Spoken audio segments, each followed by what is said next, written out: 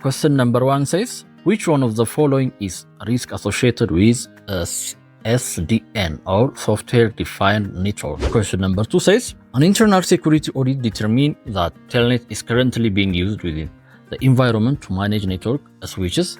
Which one of the following tools should be utilized or can be used or utilized to identify credentials in plain text that are used to log into these devices? Question number 3 said, a security engineer is creating a single certificate signing request for the following web server host names: a www.int.internal, home.internal, www.company.com, www.internal. So which one of the following would meet this requirement? Question number 4, an employee device was missing for 96 hours before being reported. The employee called the help desk to ask for another device. Which one of the following phase of incident response cycle needs improvement? Question number 5. After the latest risk assessment, the Chief Information Security Officer or CISO decides to meet with the development and security team to find a way to reduce the security task workload. The CISO would like to first have a solution that uses application program interface or API to communicate with other cyber security tools, and also use the latest technology as possible, have the highest control possible on solution. So which one of the following is the best option to meet this requirement? Hello everyone, welcome to 591 Lab.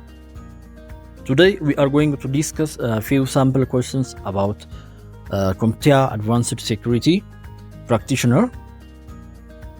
Before directly diving into our question, let me introduce you to the 591 Lab.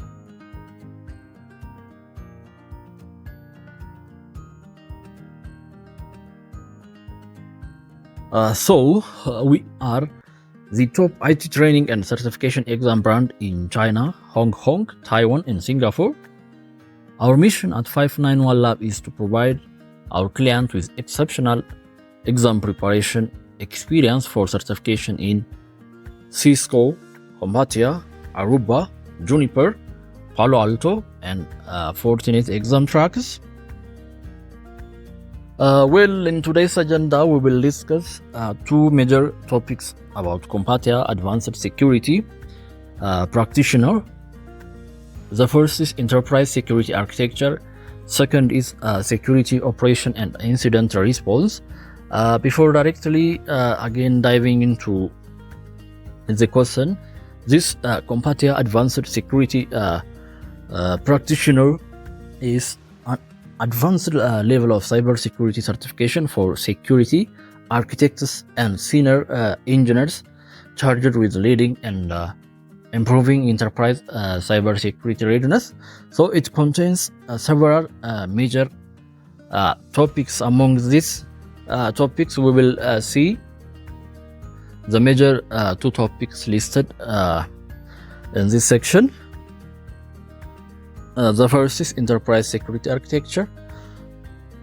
This mainly deals with designing and implementing secure network architecture, then integrating a secure solution within the what we call is that architecture or enterprise architecture, and finally implementing a secure system with a great design and solution. So enterprise security architecture includes designing, implementing, and integrating a secure network solution into the architecture, while security operation and incident response, as its name indicates, it includes what we call is performing security assessment and audits, and also implementing incident response and recovery procedures and plans, and also managing security operation and maintaining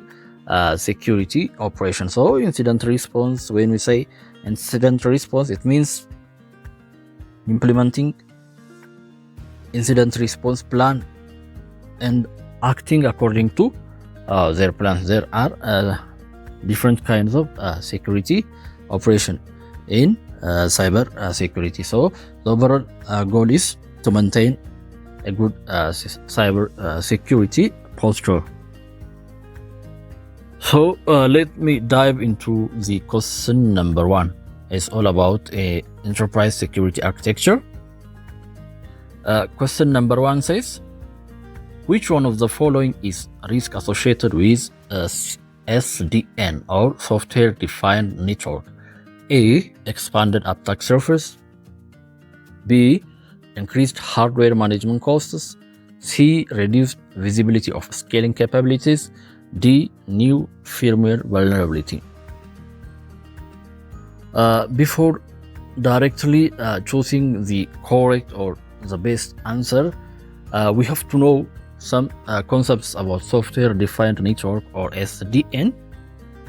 So software defined network architecture resembles this. There is an application or API here, there is a control panel, there is a data plane, there is a SDN controller, there is a switch, there are a pool of application servers.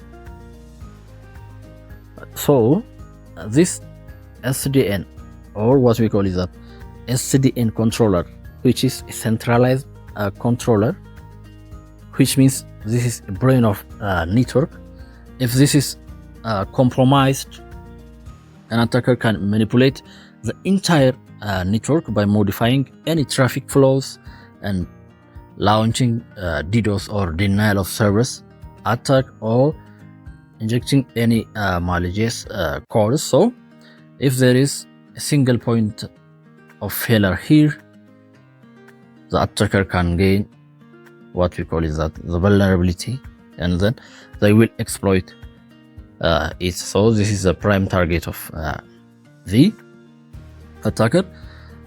While this application or APIs or application programming interfaces to communicate between what we call is as this controller and switches. So this offers what we call is that flexibility. It also increases the what we call is as the attack surface. If vulnerability exists in API, so what we call is that the attacker can gain access to the vulnerability to exploit and to gain access to the what we call is that to the network, or this API failure can grant attacker unauthorized access control. And also it offers what we call is that increased complexity, since a SDN adds another layer of complexity to the network management.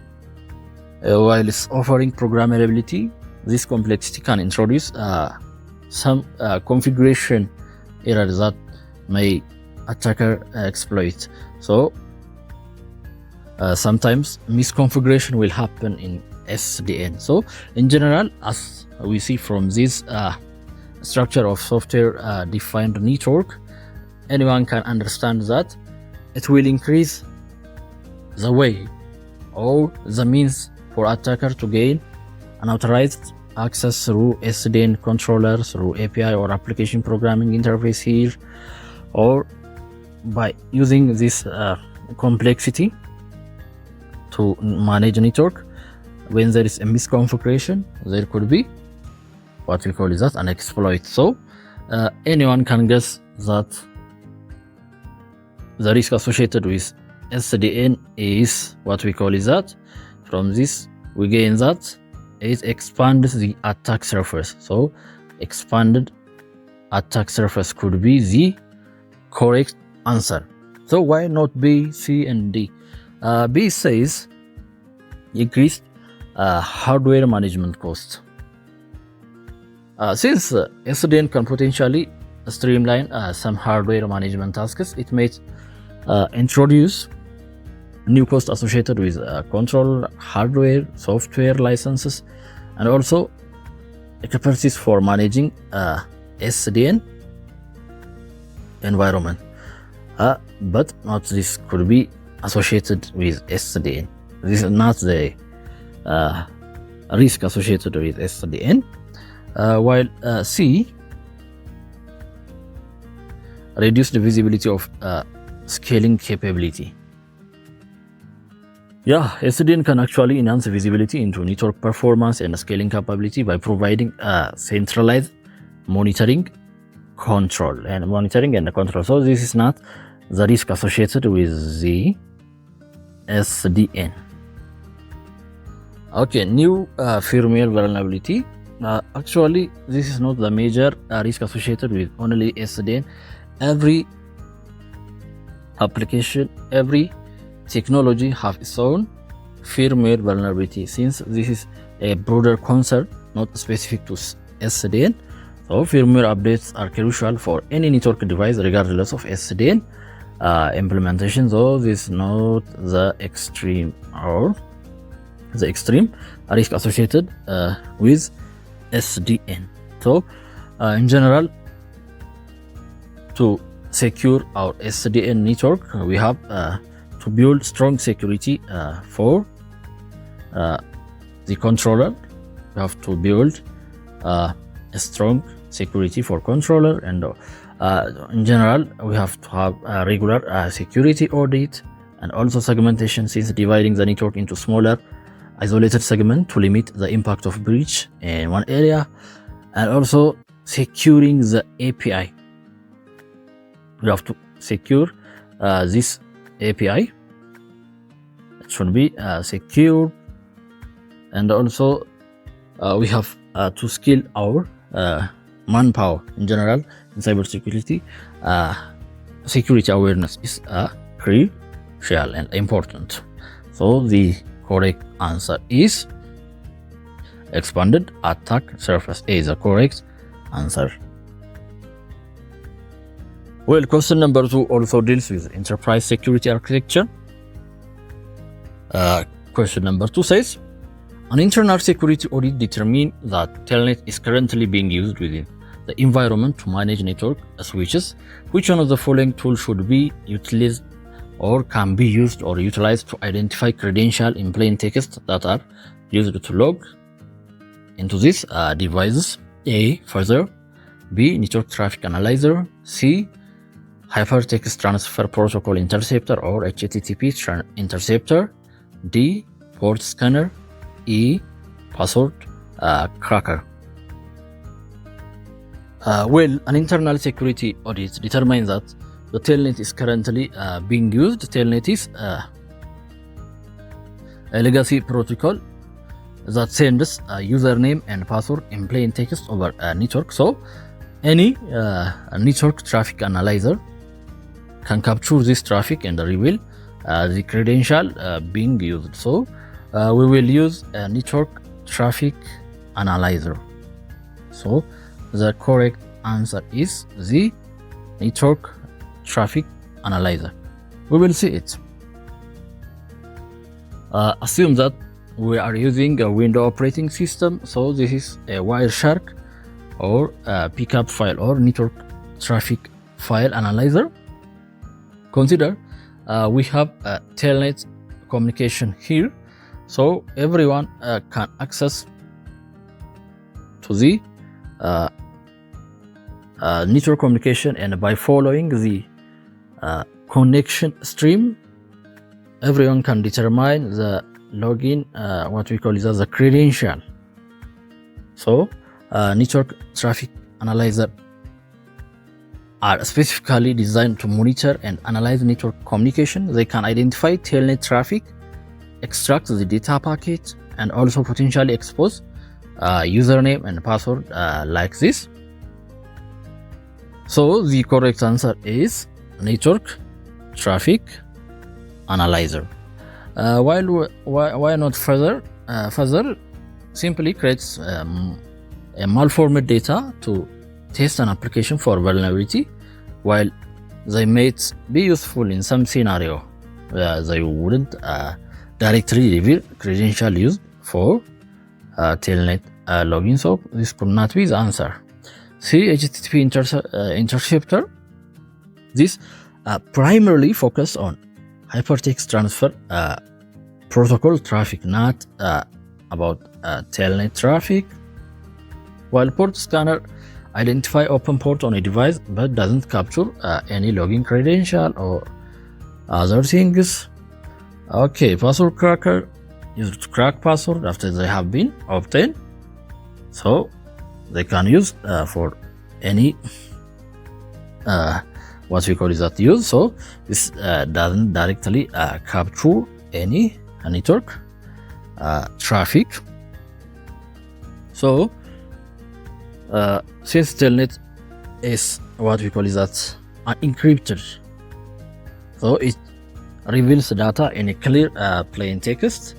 So when we use any network communication, since while telnet itself doesn't encrypt data, so some network connection like SSH or secure shell for encrypted access network on any device. So in such case, network traffic analyzer wouldn't reveal what we call is an encrypted credential.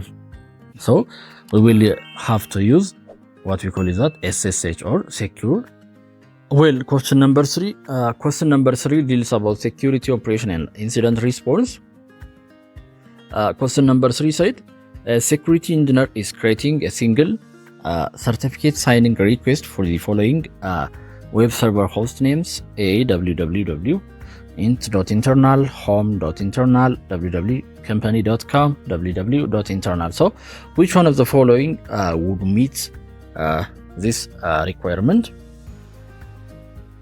A, SAN, which is subject alternative name. B, CN or common name. C, CA or certificate authority. D, CRL or certificate revocation list. D, issuer. Well, before directly answering this question, let me explain more about SAN or subject alternative name, since it is more related with this general concept. SAN is a subject alternative name. It is an extension of X509 digital certificate that allows multiple domain names, host names, or IP address to be protected by a single certificate. So it provides a flexible and efficient solution for securing multiple websites, subdomains, or internal server name using a single certificate. So SAN certificates are commonly used in situations where a single server needs to serve multiple websites or application with different domain name. Instead of obtaining and managing separate certificate for each domain, a SAN certificate can run by including all the required domains in a single certificate, which used to simplify the certificate management process. Assume that we have a certificate subject alternative name or SAN here. We have various what we call is that domain listed here. So there is a main domain source. From that, by using SAN, we can use this certificate for this sub domain. So in summary, SAN certificate allow multiple domain name, host name, or IP address to be protected by a single certificate, and providing a convenient and efficient way to secure multiple websites or applications. So the correct answer is SAN. A or B, the correct answer. Why not B, C, D, and E? B says CN or common name. This could not be the answer, since common name, traditionally the common name field is in a certificate signing request holds a primary domain name. However, with the advancements of SAN, common name is often used for the what we call is that the main domain, like www.company.com .com.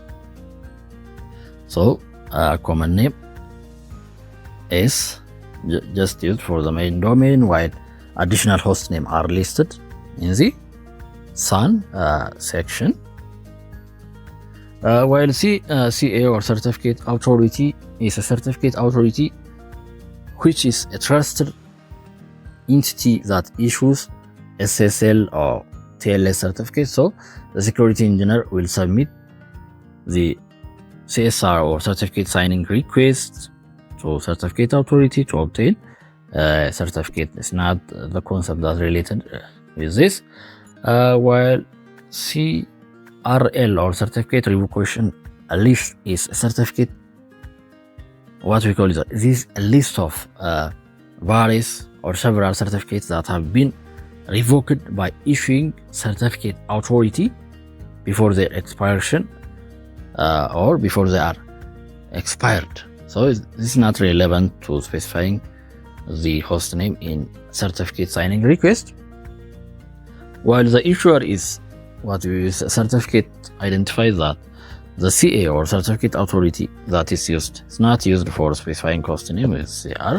So the correct answer is subject alternative name. So by using subject alternative name in certificate signing request or CSR, the security engineer can obtain single certificates that will be valid for all web server host name listed in this question by streamlining the process and reducing the certificate management overhead. Now we will directly move to the question number 4. Number 4, an employee device was missing for 96 hours before being reported. The employee called the help desk to ask for another device. Which one of the following phase of incident response cycle needs improvement? A. Containment. B. Preparation. C. Resolution. D. Investigation. So this is the simple question. The phase of incident response cycle that needs improvement in this scenario is the preparation. The preparation phase. Why? Because the preparation phase is crucial for establishing protocol and procedure to effectively handle security incident.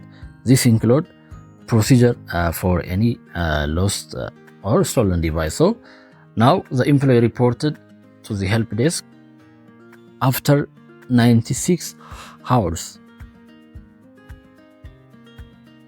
So this could be considered as a delayed report.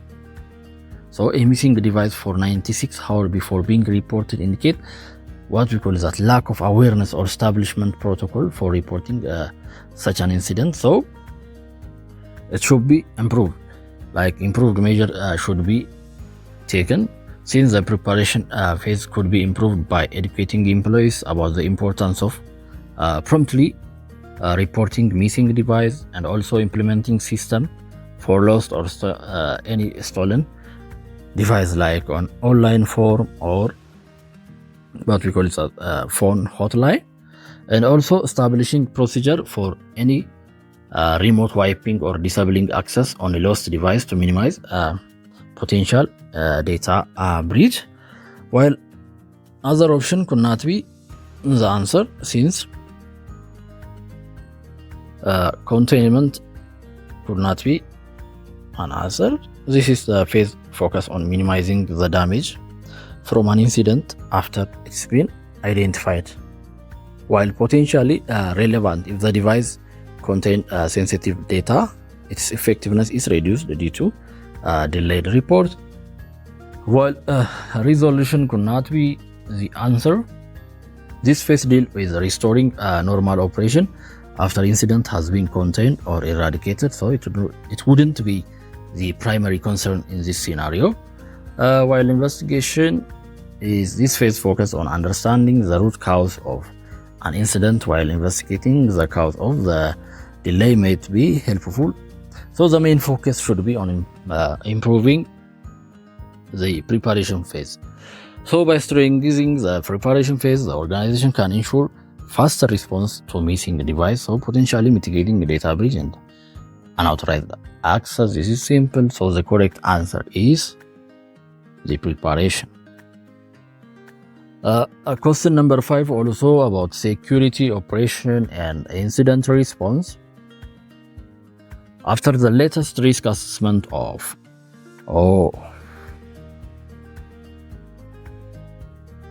question number 5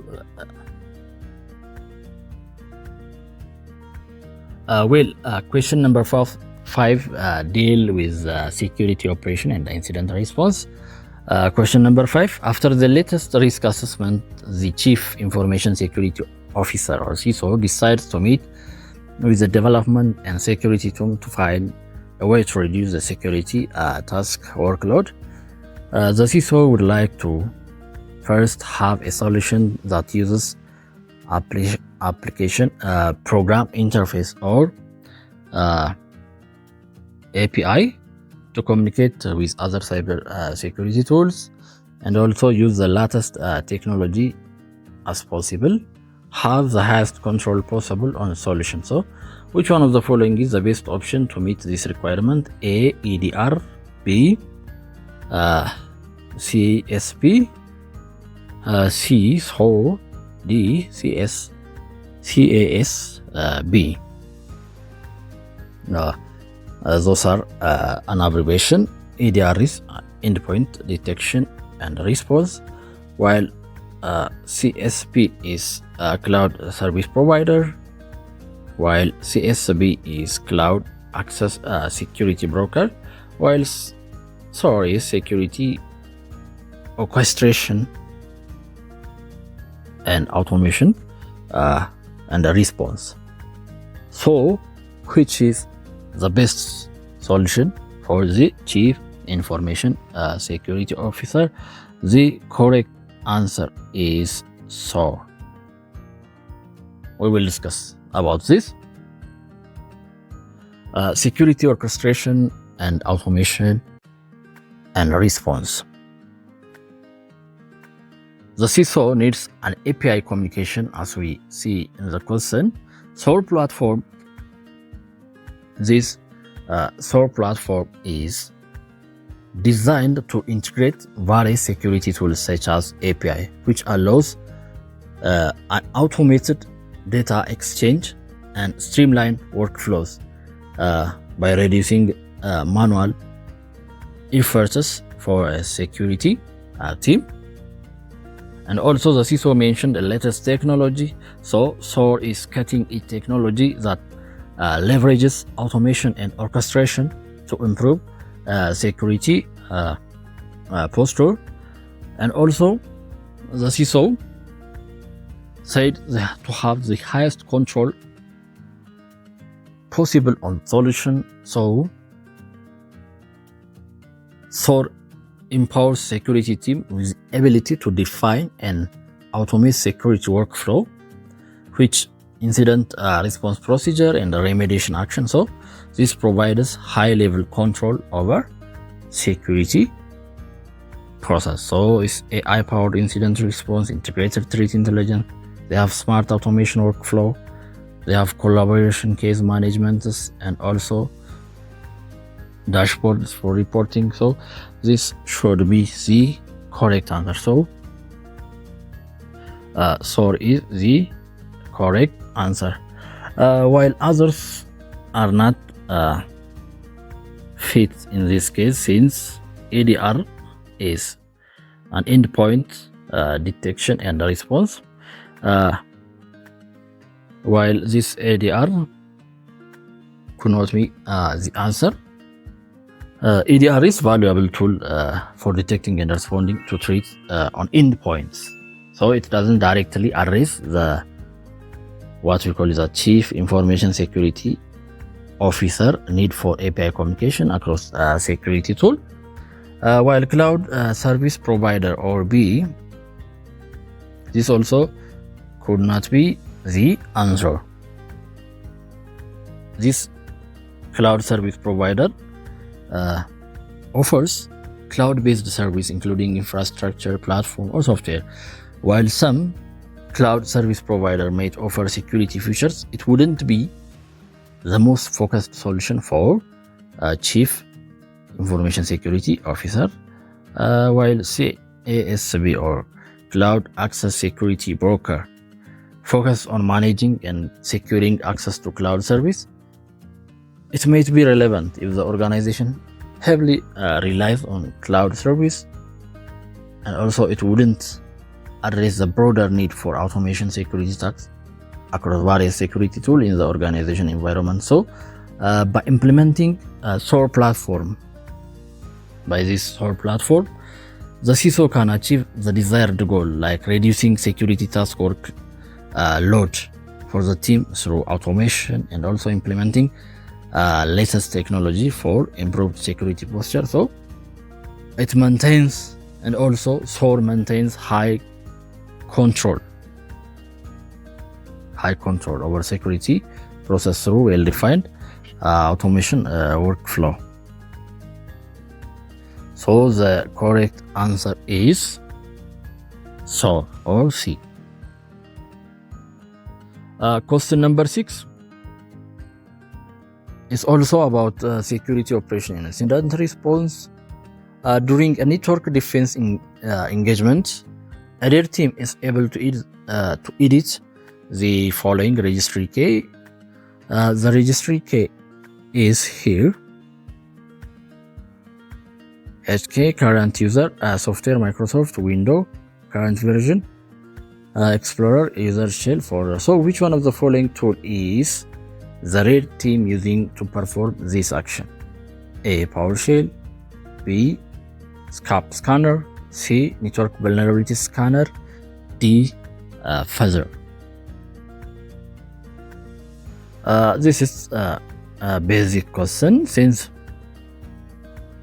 the operating system here mentioned were simple, that's Windows.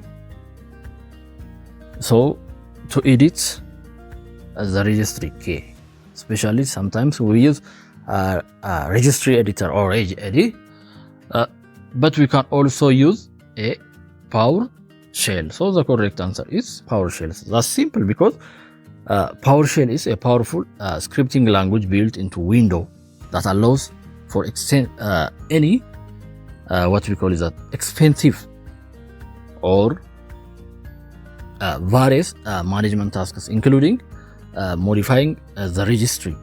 So it provides same-relates or command lists specifically designed for registry manipulation, such as set item property and also others. And also PowerShell provides flexibility, since a script can be tailored to target specific registry case, and also we can modify their values. So this makes it a versatile tool for red team activity like manipulating user shell folders and also others. So while CASP scanner could not be the correct answer, since security content automation protocol is a framework for automated vulnerability scanning. So this CASP can identify potential vulnerability in a system configuration, but it wouldn't be used for directly editing registry. These are not like regedit or registry editor tool. So PowerShell could be the correct answer, while network vulnerability scanner could not be the answer. Since network vulnerability scanner focus on identifying weakness in a network device and service, they wouldn't have the capability to directly modify a user registry key on a specific system. While fuzzer again could not be the answer, since fuzzer are tools that automatically generate a malformed dataset application for any vulnerabilities. Since while fuzzing technique might be used in red teaming activities, they wouldn't directly target modifying a specific registry key. So related to PowerShell, we can use a registry editing tool to achieve the same goal. So the correct answer is A, or PowerShell. Question number 7. A network administrator who manages a Linux web server notices the following traffic. The traffic will like this: http comptia.org/sc/shadow.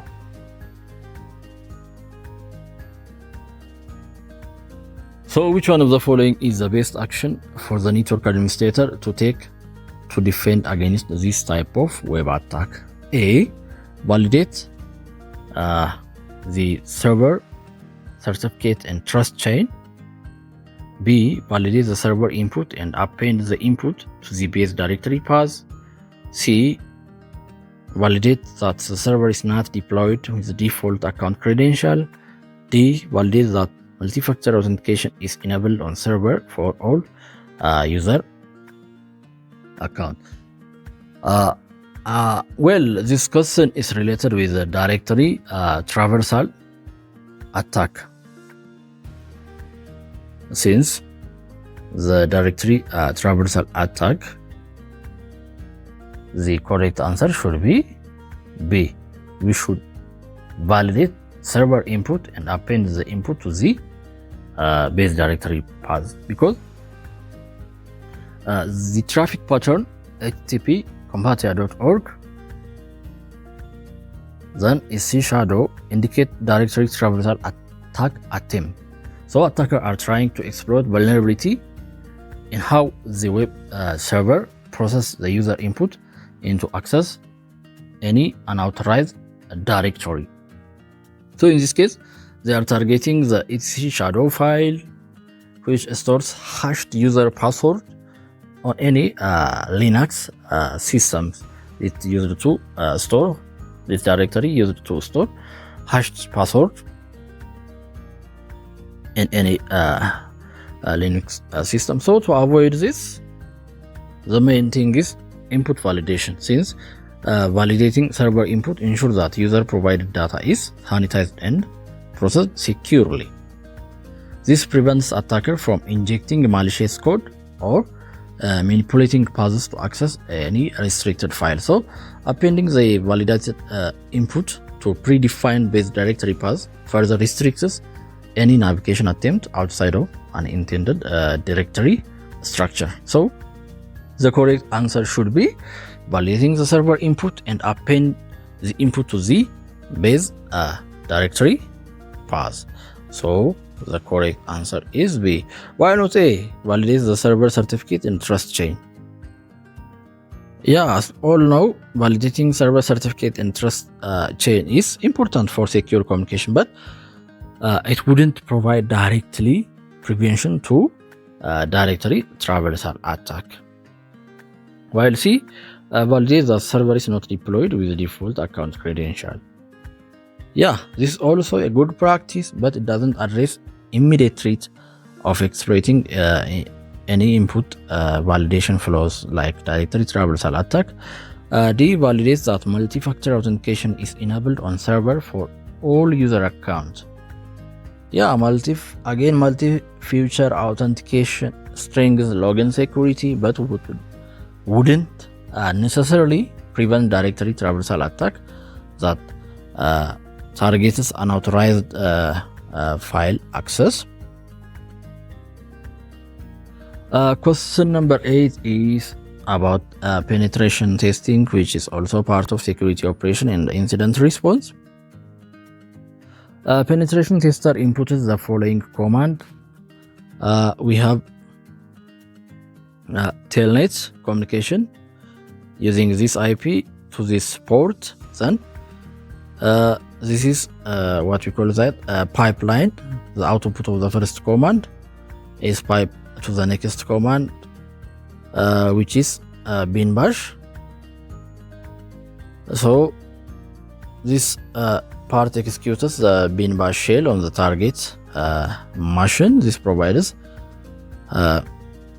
command prompt for target device, then telnet again this IP into telnet another IP into the same targets, but on different what you call is that port.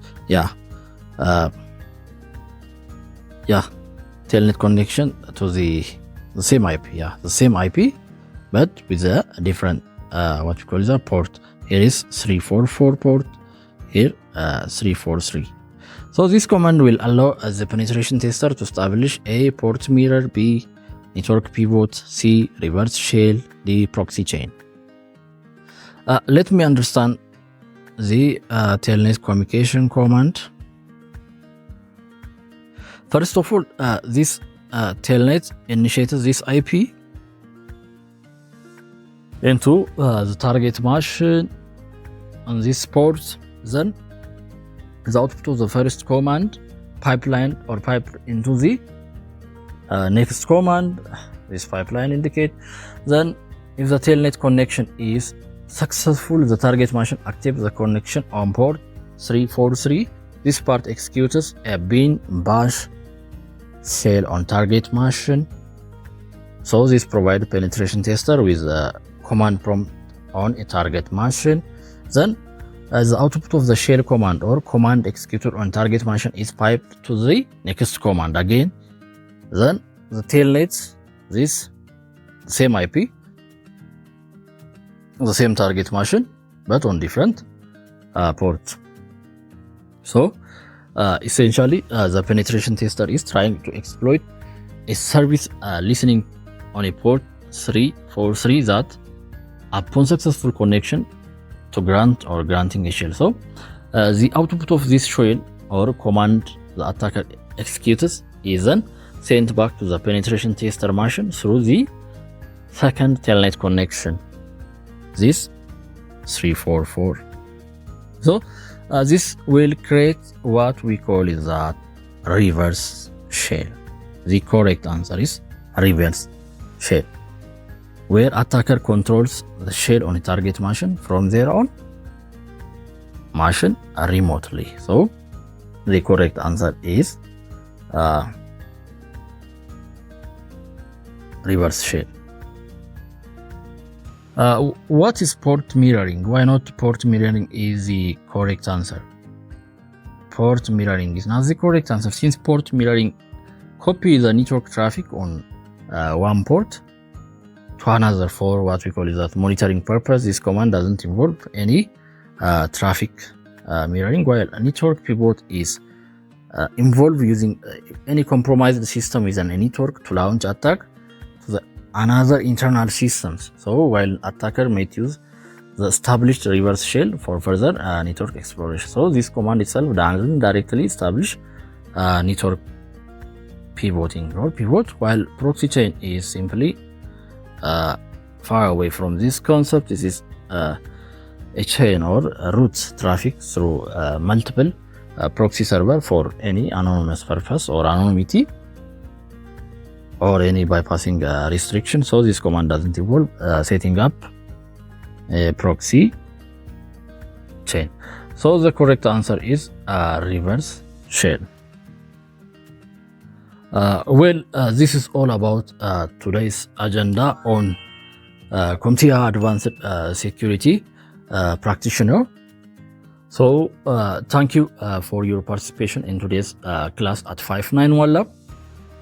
We trust that you found the material both informative and beneficial. Mastery of any new skill require consistent practice, so we encourage you to revisit the course content and continuously practicing with the assistance of 591 Lab support. Should you have any question or concern, please feel free to reach out to us. Your active involvement is greatly appreciated, and we eagerly anticipate your presence in our upcoming class. Wishing you a wonderful day ahead. Thank you very much.